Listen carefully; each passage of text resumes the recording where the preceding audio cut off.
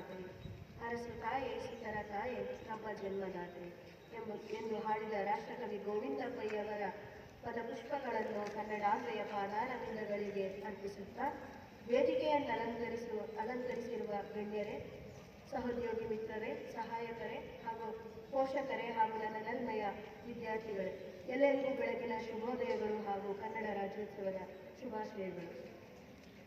ನಾವಿಂದು 70ನೇ ಕನ್ನಡ ರಾಜ್ಯೋತ್ಸವವನ್ನು ಆಚರಿಸುತ್ತಿದ್ದೇವೆ. ಈ ಸುದಿನದ ಮಹತ್ವವನ್ನು ಅರಿಯುವುದು ಹಾಗೂ ಈ ಸಮಗ್ರ ಕರ್ನಾಟಕದ ನಿರ್ಮಾಣಕ್ಕೆ ಶ್ರಮಿಸಿದ ಮಹನೀಯರನ್ನು ಸ್ಮರಿಸುವುದು ಪ್ರತಿಯೊಬ್ಬ ಕನ್ನಡಿಗರ ಆದ್ಯ ಕರ್ತವ್ಯವಾಗಿದೆ. ಕನ್ನಡವು ಸುಮಾರು 2000 ವರ್ಷಗಳ ಇತಿಹಾಸವನ್ನು ಹೊಂದಿದೆ. ಹಲವಾರು ಸಾಮ್ರಾಜ್ಯಗಳ ಆಳ್ವಿಕೆಯ ನಂತರ ಕನ್ನಡದ ಅಸ್ತಿತ್ವ ಮೈಸೂರು ಸಂಸ್ಥಾನಕ್ಕಷ್ಟೇ ಸೀಮಿತವಾಗಿತ್ತು. ಈ ಸಂದರ್ಭದಲ್ಲಿ ಸಮಗ್ರ ಕರ್ನಾಟಕಕ್ಕಾಗಿ ಕೆಲವು ಮಹನೀಯರು ಹೋರಾಟ ನಡೆಸಿದರು. ಅವರಲ್ಲಿ ಪ್ರಮುಖರೆಂದರೆ ಆಲೂರು ವೆಂಕಟರಾಯರು, ಡೆಪ್ಯೂಟಿ ಚೆನ್ನಬಸಪ್ಪ, ರಾಹ ದೇಶಪಾಂಡೆ, ವೃದ್ಧ ಶ್ರೀನಿವಾಸರಾವ್, ಇನ್ನು ಅನೇಕರು. ಕರ್ನಾಟಕ ಏಕೀಕರಣಕ್ಕೆ ಬಂಗಾಳದಲ್ಲಿ ನಡೆದ ಬಂಗ ಚಳವಳಿಯೇ ಪ್ರಮುಖ ಪ್ರೇರಣೆಯಾಯಿತು. ಇದರಿಂದ ಕಾರ್ಯಪ್ರವೃತ್ತರಾದ ರಾಹ ದೇಶಪಾಂಡೆಯವರು ಮತ್ತು ಅವರ ಸಂಗಡಿಗರು ಜುಲೈ 20, 1890ರಲ್ಲಿ ಕರ್ನಾಟಕ ವಿದ್ಯಾವರ್ಧಕ ಸಂಘವನ್ನು ಸ್ಥಾಪಿಸಿದರು. ನಂತರ 1896ರಲ್ಲಿ ವಾಗ್ಭೂಷಣ ಎಂಬ ಮಾಸಪತ್ರಿಕೆಯನ್ನು ಹೊರತಂದರು. ತದನಂತರ ಆಲೂರು ವೆಂಕಟರಾಯರು, ಗದ್ದಿಗೆಯ ಹೊನ್ನಾಪುರ ಮಠ, ಕಡಪ ರಾಘವೇಂದ್ರ ರಾಯರ ಮುಂತಾದವರು ಸೇರಿಕೊಂಡು 1916ರಲ್ಲಿ ಕರ್ನಾಟಕ ಸಭಾ ಎಂಬ ಸಂಸ್ಥೆಯನ್ನು ಸ್ಥಾಪಿಸಿದರು.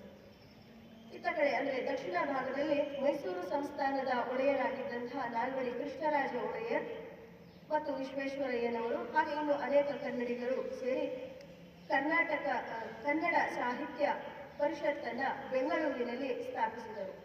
ಇದರ ಉದ್ದೇಶ ಕನ್ನಡ ನಾಡು ನುಡಿಯನ್ನು ಸಂರಕ್ಷಿಸುವುದು, ಬೆಳೆಸುವುದು ಜೊತೆಗೆ ಕರ್ನಾಟಕದ ಏಕೀಕರಣದ ಮಹದುದ್ದೇಶವನ್ನು ಹೊಂದಿತ್ತು.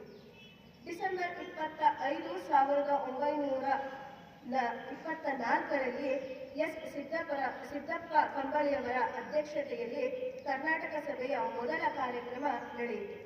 ಅಲ್ಲಿ ಹುಯಿಲುಗೊಳ ನಾರಾಯಣರಾಯರು ರಚಿಸಿದ್ದ ಉದಯವಾಗಲಿ ನಮ್ಮ ಚೆಲುವ ಕನ್ನಡ ನಾಡು ಎಂಬ ಹಾಡನ್ನು ಹಾಡುವುದರ ಮೂಲಕ ಮದ್ರಾಸ್ ಮತ್ತು ಮುಂಬೈನಲ್ಲಿಯೂ ಕೂಡ ಏಕೀಕರಣದ ಕಾವು ತಟ್ಟಿತು. ಹೀಗೆ ಅನೇಕ ಹೋರಾಟಗಳ ನಂತರ ಮುಂಬೈ, ಹೈದರಾಬಾದ್, ಮದ್ರಾಸುಗಳಲ್ಲಿ ಹರಿದು ಹಂಚಿ ಹೋಗಿದ್ದ ಕನ್ನಡದ ಭಾಗಗಳನ್ನು 1956 ನವೆಂಬರ್ 1ರಂದು ಒಗ್ಗೂಡಿಸಿ ಮೈಸೂರು ರಾಜ್ಯವನ್ನು ನಿರ್ಮಾಣ ಮಾಡಲಾಯಿತು.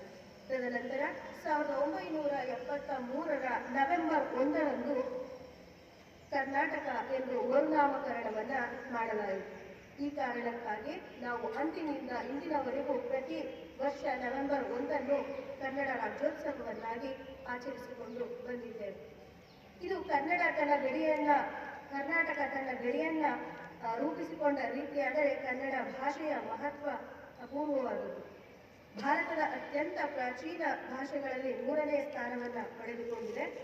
8 ಜ್ಞಾನಪೀಠ ಪ್ರಶಸ್ತಿಯನ್ನು ಪಡೆದುಕೊಳ್ಳುವುದರ ಮೂಲಕ 2ನೇ ಸ್ಥಾನದಲ್ಲಿದೆ. ಹಾಗೆ ಆಚಾರ್ಯ ವಿನೋಬಾ ಭಾವೆಯವರು ಅವರಿಂದ ಜಗತ್ತಿನ ಲಿಪಿಗಳ ರಾಣಿ ಎಂದೆನಿಸಿಕೊಂಡಿದೆ ನಮ್ಮ ಭಾಷೆ. ಹಾಗೆ 2008ರಲ್ಲಿ ಭಾರತೀಯ ರಾಷ್ಟ್ರೀಯ ಸ್ಥಾನಮಾನವನ್ನು ಗಳಿಸಿಕೊಳ್ಳುವುದರ ಮೂಲಕ ನಮ್ಮ ಭಾಷೆ ಅತ್ಯಂತ ಮಹತ್ವದ ಸ್ಥಾನವನ್ನು ಪಡೆದುಕೊಂಡಿದೆ.